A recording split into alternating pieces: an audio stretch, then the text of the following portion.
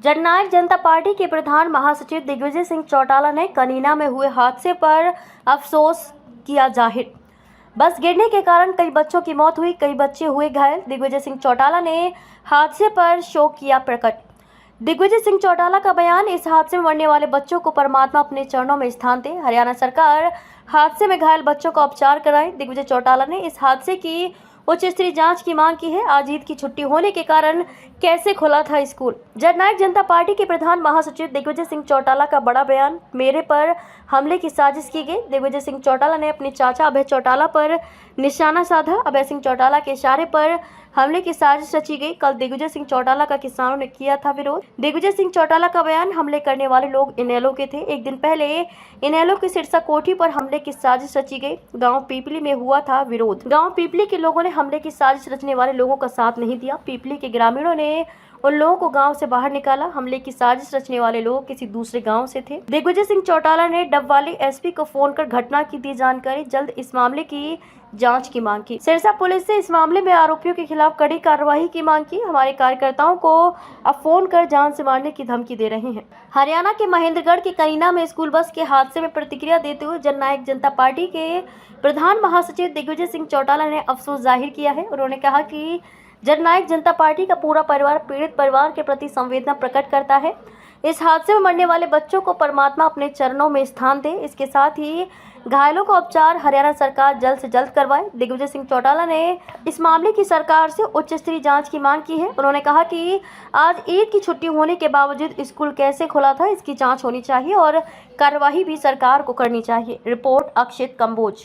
JJP की आज meeting है चंडीगढ़ के अंदर और उसमें पार्टी कुछ सीटों पर आज चर्चा करेगी। अगले 1-2 दिन के अंदर पहली लिस्ट आना जो है उसकी उम्मीद है और जल्द हमारी लिस्ट आएगी और उसके बाद कॉन्स्टिट्यूंसी वाइज कार्यक्रम बनेंगे। पार्टी के नेता फील्ड में जा करके, वैसे तो फील्ड में ऑलरेडी जा ही रहे हैं, मगर और अच्छी तरह फिर नाम अनाउंस होने के बाद, क्योंकि चुनाव चल पड़ता है और चुनाव की शुरुआत हो जाएगी। लगभग 1-1.25 महीना बचा है। हम पूरी तरह तैयार हैं। जेजेपी की फौज का एक एक कार्यकर्ता चौधरी देवीलाल जी की दिखाए रास्ते की शपथ लेकर के विजय श्री हासिल करना, अपने लोगों को, हरियाणा की सोच के लोगों को दिल्ली की पार्लियामेंट में भेजने के लिए संकल्पबद्ध है। कितनी सीटों पर जेजेपी चुनाव लड़ेगी? सभी 10 सीटों पर चुनाव लड़ेंगे। हो सकता है कि चंडीगढ़ की सीट पर भी हम चुनाव लड़ें, तो 11 सीटों पर चुनाव लड़ेंगे। दिग्विजय, जिस तरह से पार्टी के लोगों का जिस तरह से जा रहे हैं, विरोध हो रहा है, कल आपका भी विरोध हुआ, क्या कहेंगे? मेरा विरोध जो किया वो 3-4 लोगों ने किया। 3-4 लोग जो थे वो इंडियन नेशनल लोकदल पार्टी से संबंधित लोग थे।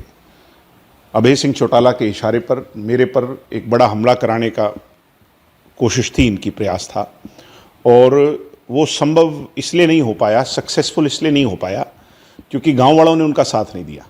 वो कहने लगे कि हमारे गांव में मत आओ, तो गांव वाले अड़ के ये बात बोलने लगे कि तुम कौन होते हो हमारे गांव की पंचायत करने वाले। तो गांव वालों ने बाद में उनका हाथ पकड़ करके गांव से बाहर निकालने का काम किया। एक भी आदमी उस गांव का नहीं था जिस गांव के अंदर हम गए थे। ये बाहर से आए हुए लोग थे और ये पिछली रात को अभय सिंह चौटाला की कोठी पर इन लोगों ने मीटिंग कर करके उन लोगों को लोभ लालच दे करके मेरा विरोध कराने का प्रयास किया। वो विफल हुए, बुरी तरह विफल हुए, वो एक्सपोज हो गए और आज वो इतने फ्रस्ट्रेटेड हैं कि हमारे कार्यकर्ताओं को टेलीफोन कर करके जान से मारने तक की धमकी दे रहे हैं। वो लोग हैं जिन पर डकैती तक के आरोप हैं, चिट्टा बेचने तक के आरोप हैं। जिस तरह के कार्यकर्ता इंडियन नेशनल लोकदल में बचे हुए हैं उसी कल्चर के वो लोग हैं और वो बहुत जल्द जो है उन पर सब पर कार्रवाई होगी। जिन लोगों ने भी हमारे कार्यकर्ताओं को कोई भी धमकी दी है वो सारी की सारी इन्वेस्टिगेशन जो है अब वो पुलिस को करनी पड़ेगी और उन सब लोगों पर सख्त कार्रवाई होगी जो लोग हमारे लोगों को टेलीफोनिकली फ़ोन कर करके कल की घटना के बाद आज धमका रहे हैं, डरा रहे हैं, कल की फ्रस्ट्रेशन टेलीफोन्स पर निकाल रहे हैं। तो शिकायत दर्ज करवाइए अपनी। कार्यकर्ता शिकायत दर्ज कराएंगे, मेरे को कराने की जरूरत ही नहीं। जिसको धमकी आएगी, अगर आपके टेलीफोन पे धमकी आएगी, जान से मारने की धमकी आएगी, आपके गांव में आकर के आपका हश्र करने की धमकी आएगी, तो आप घर थोड़ी बैठे रहेंगे। किसको अपनी जान प्यारी नहीं। वो टेलीफोनिकली जो भी बातें सारी रिकॉर्डेड हैं वो सारी की सारी पुलिस के सामने हम रखेंगे और पुलिस को कार्रवाई करनी ही पड़ेगी। कौन है ये टेलीफोन पर धमकी देने वाला? एक मसीता गांव का लड़का है जो जिस पर डकैती का आरोप मैं बता रहा है, नशेड़ी है। इस पर बहुत सारे आरोप अन्य लगे हुए हैं। इसके साथ एक दो और लोग हैं जो डायरेक्ट इंडियन नेशनल लोकदल से जुड़े हुए हैं। ये आज टेलीफोनिकली सबको फ़ोन कर करके धमकाने का काम कर रहे हैं। ये वो लोग हैं जिन्होंने लाखों लाखों रुपए जो है चंदे के तौर पर डवाड़ी हलके के किसानों से इकट्ठा किया। आज डवाड़ी के किसान जब उसका हिसाब मांगते हैं तो ये भागते हैं और इस तरह के काम करते हैं, नापाक हरकतें करते हैं। और अब इनका जो है इलाज पुलिस ही करेगी। मेरा विरोध करना तो जायज़ मैं मान सकता हूं कि किसान का रूप लेकर के मेरा विरोध करना, किसान का झंडा आगे कर करके मेरा विरोध करना, किसी को टेलीफोन कर करके धमकाना और जान से मारने की धमकी देना, तो किसी ने चूड़ियां नहीं पहन रखी। पुलिस कार्रवाई करे और मैं एसपी साहब से भी इस बारे में बात करूंगा। और विरोध करो, सड़कों पे करो, आकर के तर्क वितर्क करो, मगर कोई ये गलतफहमी पाल करके बैठा हो कि किसी के घर जाकर के किसी को आहत करने का प्रयास कोई करेगा, किसी पर हमला करने का कोई प्रयास करेगा, फिर हर तरीके से उन लोगों को भी तैयार रहना चाहिए। दिग्विजय जी, पिछले दिनों कुछ जिस तरह से वीडियो वायरल हुई, मैडम नैना चौटाला ने कहा कि बीजेपी के साथ जाने थे हमारा कुछ नुकसान। मैंने क्या कहा, मैं उन घटनाओं से इस घटना को नहीं जोड़ रहा। मैं सिर्फ कल की घटना के बारे में आपको बता रहा हूं। हो सकता है कहीं किसानों ने विरोध किसी का किया हो, नहीं किया हो, मुझे नहीं पता है। कल की जो घटना है वो इंडियन नेशनल लोकदल स्पॉन्सर्ड प्रायोजित घटना थी। अभय सिंह चौटाला द्वारा और उनके कार्यकर्ताओं द्वारा मेरे पर हमला कराने का एक प्रयास था, जिसमें वो बुरी तरह विफल रहे।